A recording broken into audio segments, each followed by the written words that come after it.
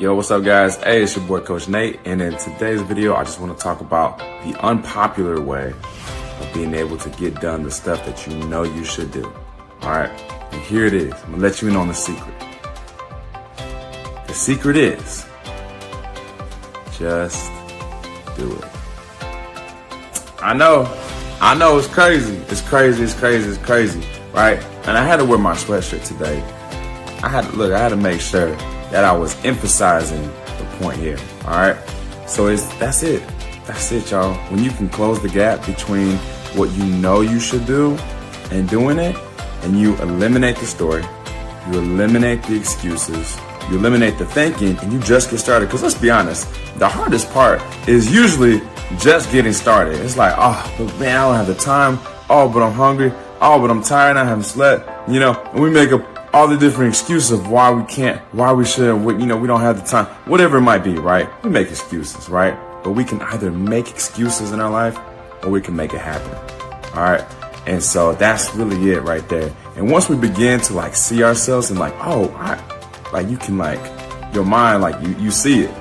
You see yourself taking action. You're like, oh man, like I am an action taker, right? Oh, I do have the ability to get this stuff. And you're like, then you feel the momentum from that. Right? Once you get started, you just get going, then you got the momentum to keep going and to follow through and to finish it. But honestly, y'all, we all know, look, it's just getting started, which is the hardest part, where we can realize that, yo, it's what I got to do. And it's me doing it. And you just eliminate all the stuff in between. You just get started, you just get going, right?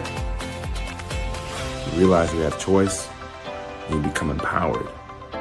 And more of that, you get encouraged, right? You get more motivated. And the more of that over time, then you just start accomplishing all types of stuff, right?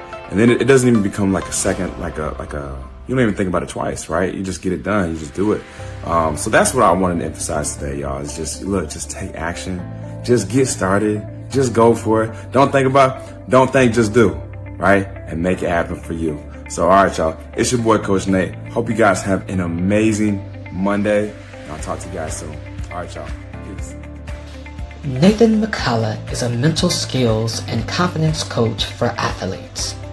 Certified in extreme execution, his mission is to help high-performing student athletes break through mental barriers, struggles with self-doubt, and how to stay poised under pressure. Using the skills he developed as a collegiate-level football player, his goal is to help others cultivate an elite mindset for themselves both on and off the field. Welcome to the platform, Nathan McCalla. All right, Empowerment Conference, what's going on? Hey guys, it is great to be here with you. I am so excited. Hey, if you are also super excited to be here as well, I just want you to put something in the chat. Let us know, send a comment that you're excited as well, that you're ready. So you can say, hey, I'm ready. Let's go. Let's do it. Let's get it. All right. Whatever it is that evokes emotion and excitement for you, I want you to just go ahead, put that in the chat. We'll see if I can see the comments. If not, it's all good. But I just want you just to be able to acknowledge and show that you are ready to go, that you are all in. Okay. All right. So yeah, I did not expect the intro video there, which was super cool. So I'm just super excited. I was like, man, that was really good. That was really cool. I didn't know that Coach Mark was going to be using that video. So that was a cool surprise as well. But yes, I'm excited to be here with you guys. Like they said, like I'm a mental performance coach. I work with student athletes primarily, for all different ages. And yeah, helping, because I remember what it was like to be a student athlete. And there's different challenges that come in the road, in terms of confidence or in terms of injury, and just helping athletes be at their best at all times, both on the field as well as off the field as well. All right. And so, yeah, it's a privilege and it's a pleasure to be here with you guys. So yes, I'm excited. Thank you guys for being here. Thank you for taking time out of your day, out of your morning, out of your afternoon to be here. The conference is going to be so good, like Coach Mark was saying. And yeah, man, I can't wait. Yeah, to see just how much value you guys are able to get. So like you said, yeah, just be all in, just show up. Make sure that you're taking notes, because we're just gonna go. All right, we're just gonna go. We're gonna be talking a lot. We're gonna be going into some things, and I'm gonna give you guys some very, very, very practical tools, all right, and different things that you can use to do exactly that, right? Because the topic for this session right here is busting through limiting beliefs, okay? So if you're ready to bust through some limiting beliefs, all right, I need you to go ahead, comment. I need you to go ahead and send a message or something. I need you to do something, all right, that signifies that you are ready to go, that you are all in, all right? If you are all in, put all in. If you are ready, say, I am ready, all caps, all right? Let's go, let's get it, let's do it. All right, cool. So the first thing that we want to talk about is that the question is, what are limiting beliefs, okay? And the definition that I typically use is that it's a truth. It's a truth, that's something that you believe is true, but at the same time, it limits you in your life. It limits how you show up. It limits how you engage. It limits how you feel emotionally about yourself. And it limits the action that you take in your life. I know that was one of the things that in the intro video, we're talking about action. It's like, hey, just do it. Just get started. Just go. You know what I'm saying? It's like, it's this crazy revelation, but really that's it, just get going. And so limiting beliefs, right? Those are the things that they keep you from taking action that is aligned with what you love, what you really desire, what you hope for, your goals, and all those types of things, okay? So that's limiting beliefs, kind of in a nutshell there, right? And so how do these limiting beliefs even come about, right? Like, how does that even happen? And so because we're not just born that way. We're not just born thinking that, that I'm not good enough, or that I don't have what it takes, right? We're not born thinking that way. Remember, think back to when you were a kid. Think back to all the different possibilities and different things that you believed were possible. You believed you could do anything. You believed you could go anywhere. You believed that, anything was possible, right? And what happens is that over time is that there are certain results and certain things that we see in our lives that reinforce this narrative and reinforce the story that certain things must be true. Like, so maybe, success doesn't happen for people like me, or I'm just too shy. I could never, speak in front of all those people, or I just don't have what it takes. I don't have the same skills that a lot of these other people have. And so I'm just not going to do it. I'm just not going to try. Right. And so we see these things show up in our lives, and it's like, well, then that must be true. That just must be it. Right. But the cool thing is, these same beliefs can be changed. That's the good news. That's the cool thing. Yeah. So how do these happen? What happens? How does it happen? How does it go down? How do these beliefs even get formed, right? And so we talk about the results, right? That's the first one. All right, so if you're taking notes, all right, know that all right, limiting beliefs or beliefs in general start with the results that you get, the things that you see, right? And the more results over and over and over again, over time, it's like, well, it must be true, okay? Now think about this. You see certain results happen in your life, right? You see those results, and it begins to go into the mind, and that's when it begins to become thoughts. So we go from results to different thoughts, okay? And now these thoughts are happening over and over and over and over and over again, okay? And as we have these different thoughts, think about it. These thoughts can create feelings, okay?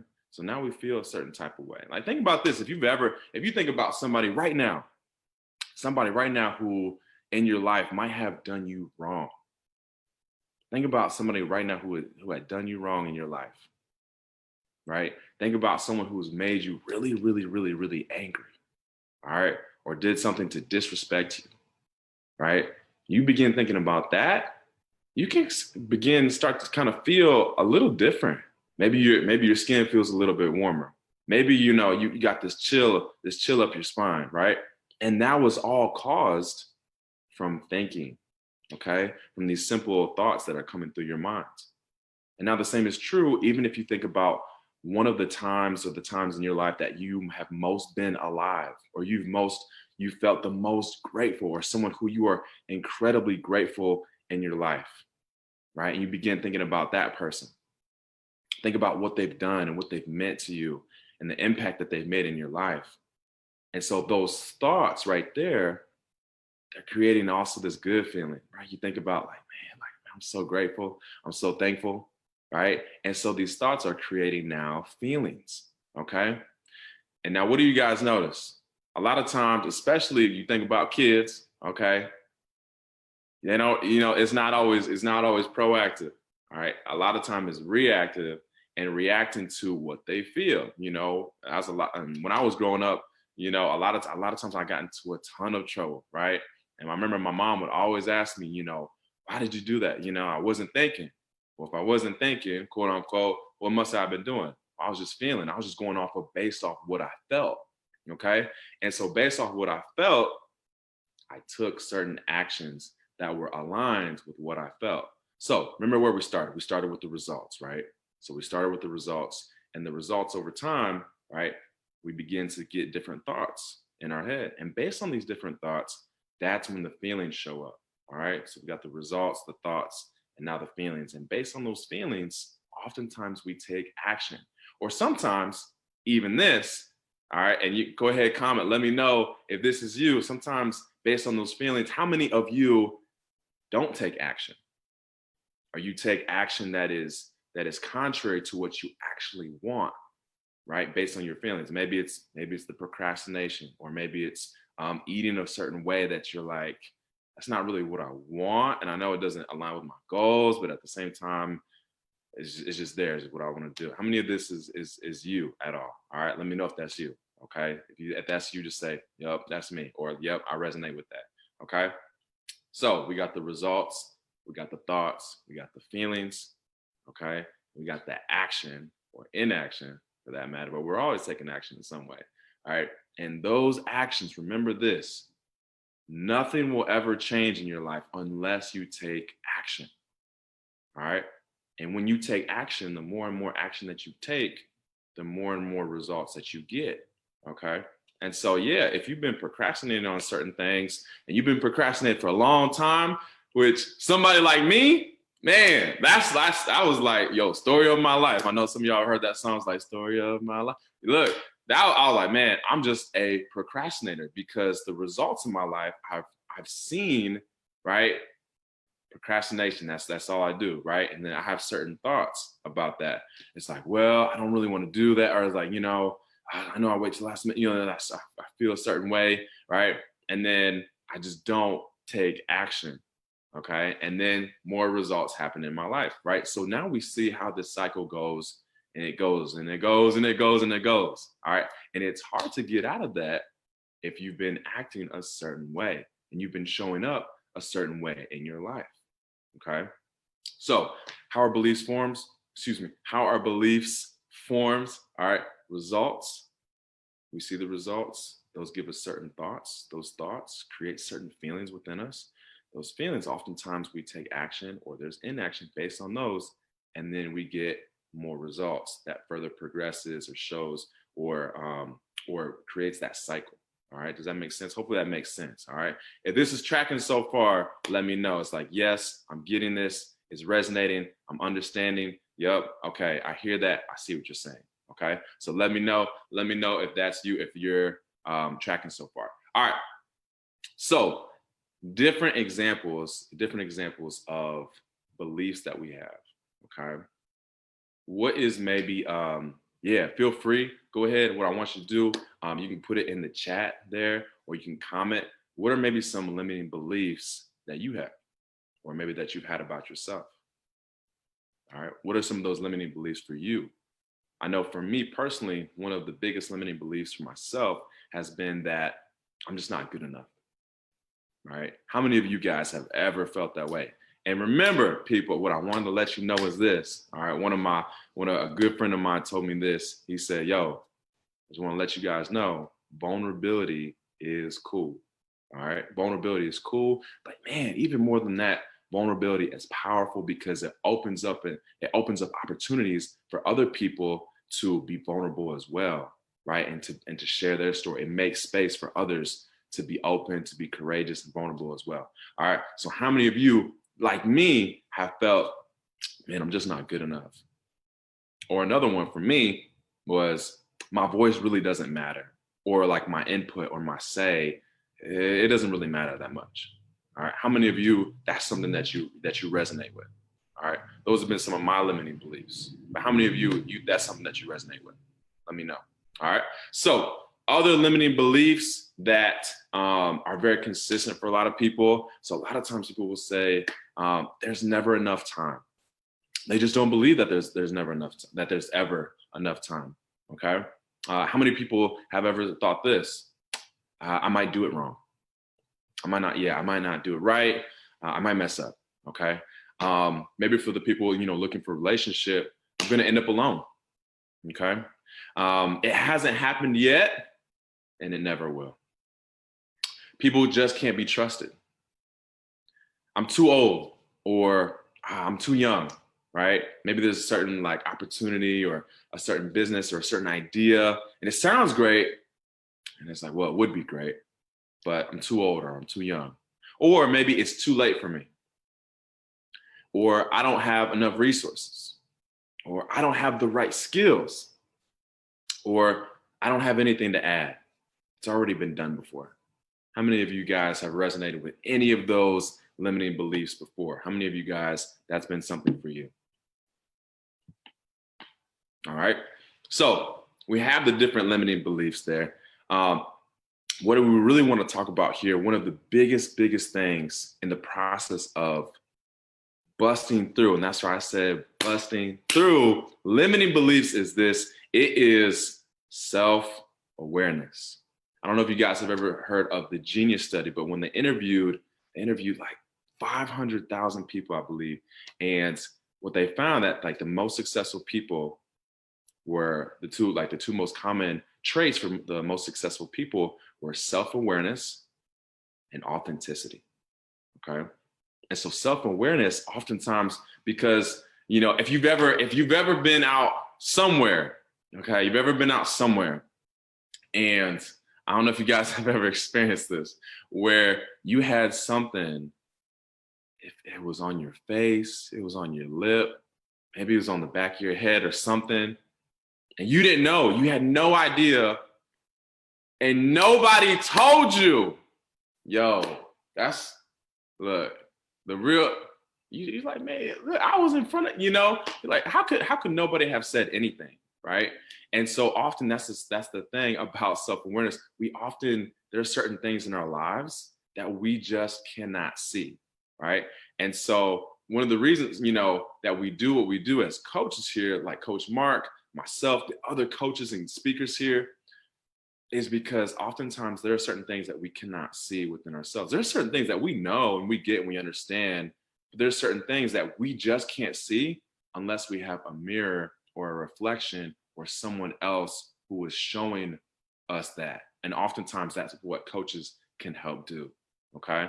So self-awareness is key. And that's one of the biggest things that I do for my clients, is we go really, really deep into self-awareness and really showing them and helping them see and understand themselves at a deeper level. Because one of the coolest things, right, and I'm about to go into this point here, is realizing who you are, okay? Realizing who you are, how you're made, how you think, how you see the world. And the cool thing about it is this, is that there is no one else in the world. Now I want you to pay close attention, all right? There's nobody else in the world like you. There are people who might be similar. There might be people who have similar interests and might think, kind of similarly, but there is nobody with that's right, your fingerprints. There's nobody else who's got them, all right? There's nobody else who has your exact DNA genetic code. Nobody else who has that, all right? So you were uniquely and specially made and created. And I truly believe that you were created for greatness. All right. One of my favorite things to tell my clients and people in general is that don't be afraid to be you, because your you is great. All right, I'm gonna say it again. Don't be afraid to be you because your you is great. All right, there is greatness inside you. You are made to be great. It's just a fact. It's just how it is. All right, and yeah, so let's get into the first topic. So the first points, I have 3 points for you guys. All right, we're gonna go into them. But the overarching theme there in terms of busting through limiting beliefs is the fact of self-awareness, becoming self-aware and more aware of your tendencies, your habits, your thinking, your thoughts, your stories that you're telling yourself, the way that you see the world, all of those things becoming self-aware. All right. And so the first component to the self-awareness is this: it is identity. Okay. All right. And I'm going to give you guys some practical things when it comes to each one of these points. So make sure you're taking notes. Make sure you're dialed in. All right. Because we're going to figure it out. All right. So identity is one of the biggest things when it comes to busting through limiting beliefs. All right. And here's why. When you believe a certain way about yourself and you see yourself a certain way, you show up as that. And you only believe that you can show up that way. All right. It's just, and so your identity directly correlates and affects how you show up and how you act and what type of actions that you take. Okay. And so here's what I do with my with my students, with my clients, whoever I'm working with, when we go through an identity shift and how to practically shift that identity. All right. And what we first do is we establish clarity on who and what they want to become.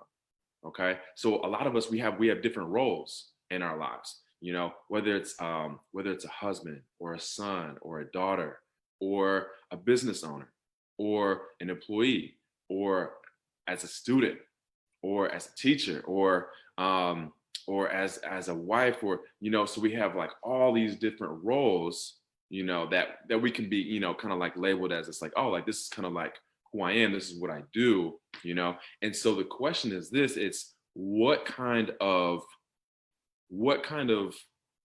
that person, or what type.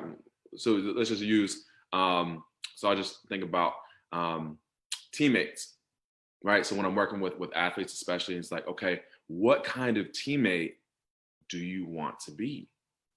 Okay, so now I'm asking, what do you want? Let's focus on what you actually want. Too many people, they know what they don't want. They know what type of person they're not looking for. They know what type of job they don't want. They know what side of town they don't want to live on. But too many people don't know exactly what they actually do want. All right. So we focus on, hey, what type of teammate do you want to be?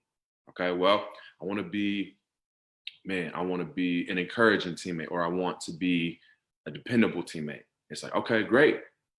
That's awesome. All right. So now let's figure out, what type of action would a dependable teammate take? What type of action would an encouraging teammate take? Okay.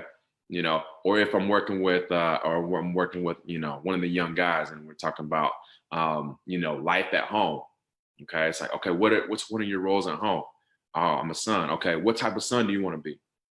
Well, you know, I want to be a responsible son, you know? And so I also asked him, I was like, okay, at what level do you want to be? Like do you want to be like an average son? Do you want to be a good son? Do you want to be a great son? Do you want to be a phenomenal son? I was like, man, I want to be phenomenal. I want to be phenomenal. I was like, okay, let's go. Let's do it then. Okay. So we talk about, you know, these adjectives that describe them: phenomenal, great. Okay. We get even more specific: responsible, caring. Okay. And then I asked them, okay, based on that, what type of action would a phenomenally responsible son take? What type of action would he take? What would he do? All right. And so we talk, we brainstorm the different actions that they take, or that they would take, you know, that are responsible. It's like, oh, this is what they would do, you know, and we talk about that and what it looks like. And then we commit. Yes, I said commit, right? Because we don't want people who are interested. We want people who are committed, right? So are you interested in your goals? Are you committed to your goals, right? So I really want to figure out, how committed are you to following through with this, right? Because a lot of people can talk it, Not everybody walks it and walks it consistently. Okay. And so we commit to very specific action.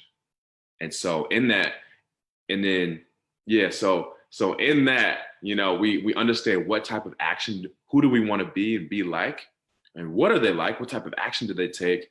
And then we take the action, we commit to it, and then we follow through. And usually because our minds sometimes, if you give us too many things to do, it's like whoa. The mind kind of just gets overloaded and overwhelmed. So usually we give about 2 to 3 specific actions. And if it's too much, just do one. Let's just do one. Let's just focus and commit to doing one this week, right?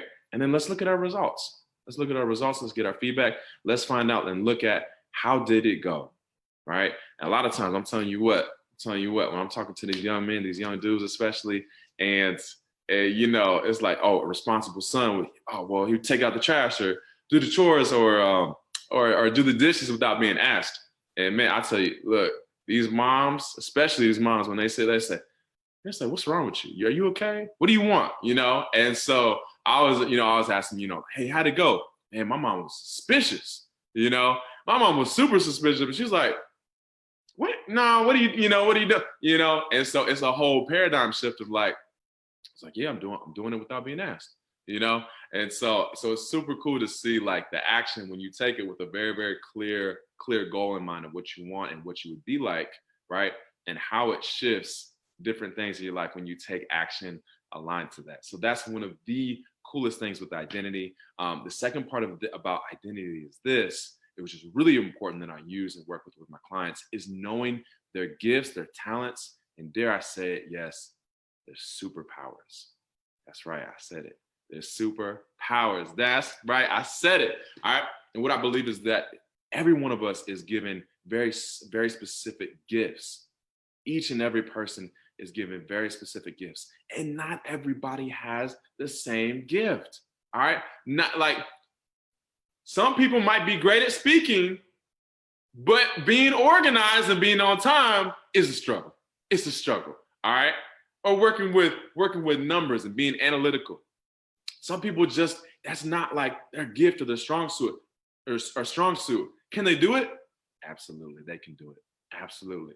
But it's like writing in the left hand, and their non-dominant hand. It's awkward, it's uncomfortable, it takes a lot longer, it takes a lot more focus and mental energy. Whereas like if you just ask them to go speak about like a random topic or something, they just like, oh, cool, they can do that, no problem. You know what I'm saying? Some people are great decision makers, while other people, it takes them a lot longer to make decisions, and they gotta like process through and like think through things, right? Some people are natural born leaders, while other people are just naturally gifted at like supporting and like coming through and like, hey, what do you need? How can I help? How can I support? Some people are great at being patient, whereas other people, they kind of struggle with it, right? So we all have different gifts and superpowers. And so what I do with my clients especially is working with them to identify, what are your specific superpowers? How are you naturally gifted? How can we tap into that? How can we use that to get you closer to what you really, really want in life? And then what can we do? What can we use to cover up the different blind spots as well? Okay. So yeah. So that's what I wanted to let you guys know about that when it comes to identity. Okay. So yeah, just real quick, just a couple more points that I just want to share with you guys is understand what is the story. So this is point number 2. All right. What are the stories that are in your life? Okay. What are the stories that you are telling yourself in your life? Right. I was talking to, a close family member of mine. And we were talking about something that was going on in their life. And, I asked them, I was like, hey, so like, what do you know? What do you know to be true? Right. And they said, well, there's a certain situation. They didn't really know what it was. They were like, well, I guess I don't really know that much. And what had been happening was that they were creating a story about, if you've ever experienced it, like, you text somebody, but maybe they don't text back for a day or 2 days, and you create like this story about like, what must be happening or what's going on or what they're doing or like why they didn't text back. But then you find out you get mad at them, without even having a conversation. But in reality, like they hit you up and they tell you like, oh, hey, this and this and this was going on. And, or like, man, I had a flat tire and this and that. And you're like, oh, wow, like oh, my bad. Right.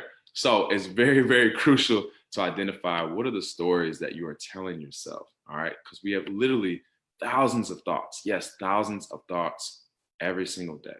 Okay. So how many of those thoughts are actually serving you? All right. Really answer and ask that question. How many of those thoughts are actually serving you and empowering you? Okay. And so what we do, what we help do is understand and identify what are the stories that you're talking about and that you're telling yourself in your life. What are those stories? What are those stories that you're saying to yourself? Okay. So we identify positive and negative self-talk. And a very specific example of this, I remember one of the first times that I was able to actually recognize and identify what was happening in my own head. And not just in general, but like very specifically when it comes to like negative self-talk. And I remember being on a walk and just thinking about how there was something that I hadn't really done.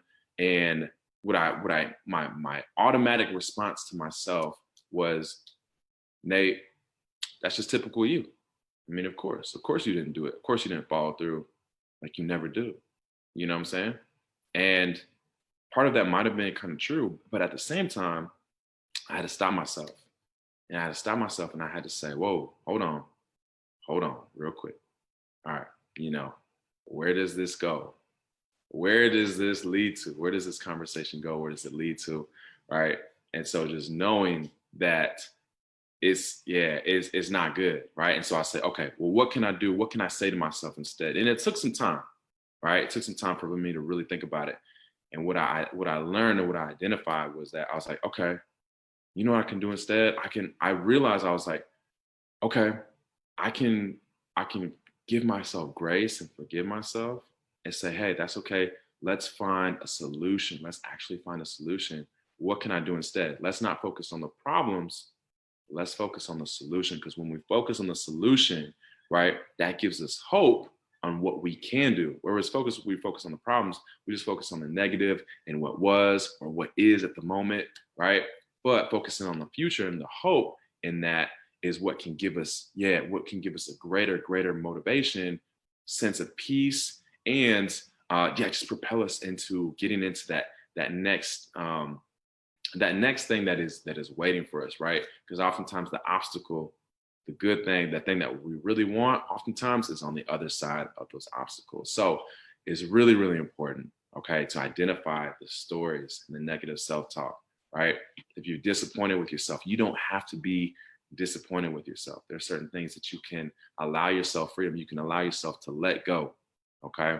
And so that's probably one of the biggest things when it comes to the stories is identifying what are the stories that you're telling yourself, right? And ask yourself, are they actually true? Or is this just something that I've just been telling myself, right? We look at the results. The results bring different thoughts and feelings, right? But what can we do? What can we do to identify whether they're true or not, and then really, really get into and to follow through with what is true and what is good, what is right. The Bible says to set your mind on things that whatever is lovely, whatever is good, whatever is right, whatever is true, and so it's like, man, really set your mind on things that are good, that are true, right? And so that's point number two. That's point number two when it comes to self-talk. I feel like I could talk, I could talk days on the self-talk, but I won't here just for the sake of time. But so the last point, all right, the last point, which is number three, is this: it is action. Okay, and I know in the intro video we were talking about, I was talking, just start, and that is the thing. That is the thing. Here's the overwhelming truth: is that we can afford to be in action earlier and more often. That is like an overwhelming truth. All right. How many of you, let me know, I know I haven't asked you in a second, but hey, let me know in the comments if oftentimes you feel yourself being in just a state of like thinking. If you find yourself, yeah, I'm always just like thinking or I'm overthinking, how many of you guys up until this point have overthought a lot of different things throughout your life? Let me know if that's you in the comments. Like, yup, oh yeah, that's me. All right. It's okay to be real. It's okay to be truthful on it. All right, it's cool. It's all good. Yeah, you can be honest. All right. I get it. I totally get it. I overthought a lot of things for a lot of years. And one of the things for me, honestly, was my fitness and my level of health. Because truth be told, I really, really missed being in college and being in high school in the football atmosphere. To be able to play high school and college football, and you're always in like there's accountability and there's a brotherhood and there's an intensity about it.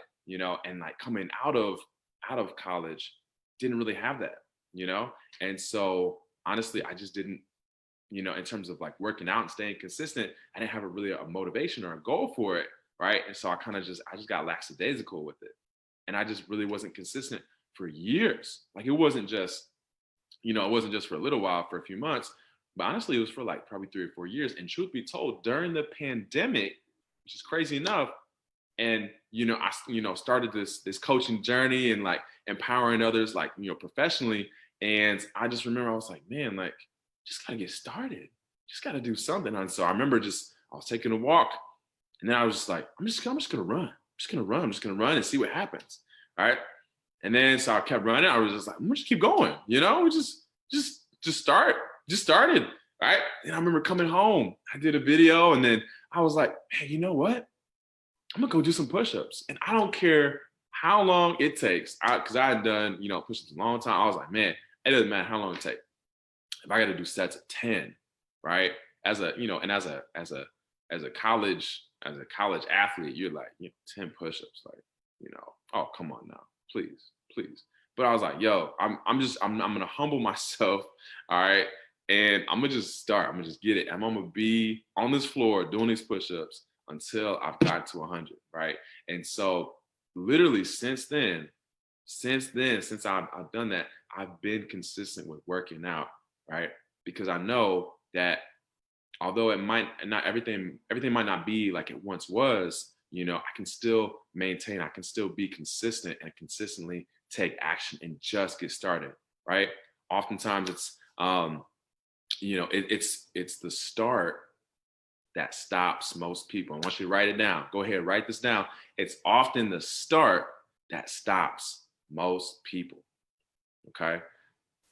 And that's just how it is. That's just how it goes. So yeah, it's tough. I get it. I understand. I totally understand.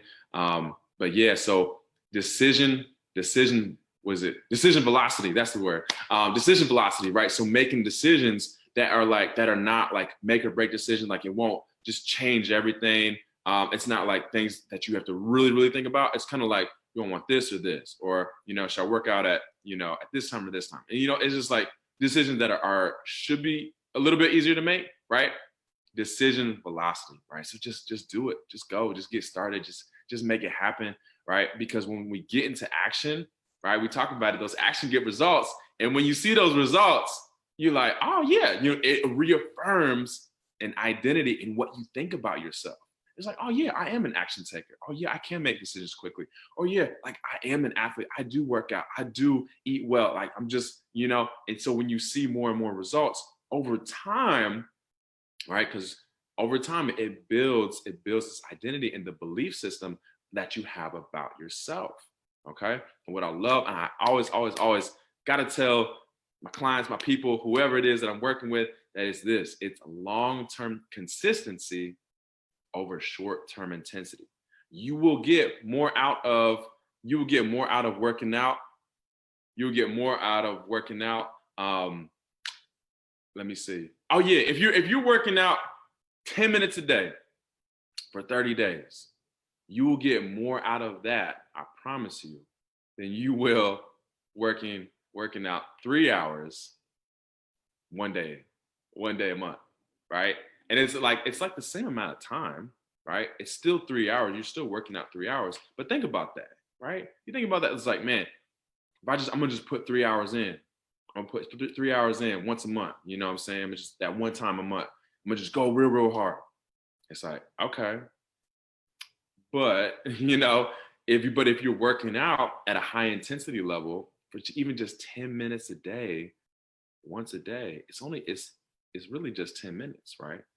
And I highly, highly think or would presume that anyone can find about 5 to 10 minutes, right? But that long-term consistency will build up results and also build up your belief system and what you think about yourself.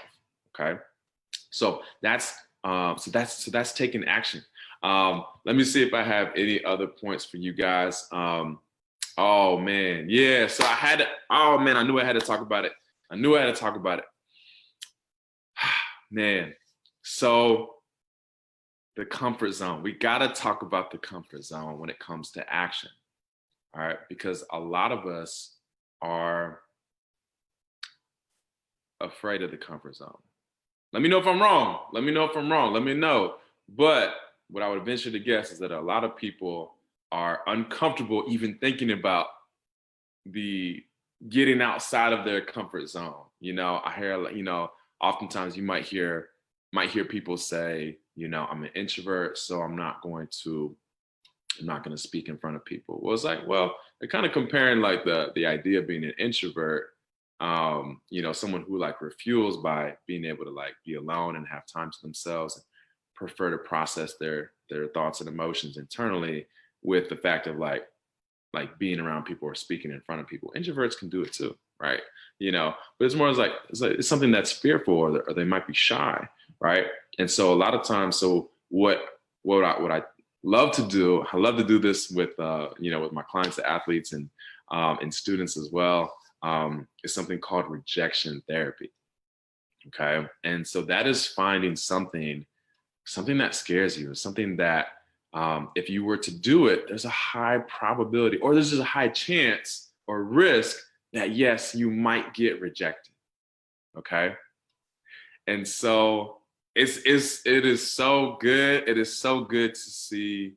It is so good to see the outcome from that, because a lot of there's a lot of things that that we fear, we think that won't happen for us.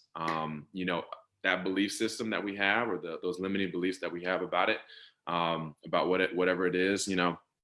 For me, I believe that I could never, and this this was the funny one for me that I did with my students when I was teaching still, was that I believe that I could never walk up to a woman and ask for her number. I believe that was not possible. Like there's no way. That's crazy. It's weird. It's scary. You know what I'm saying?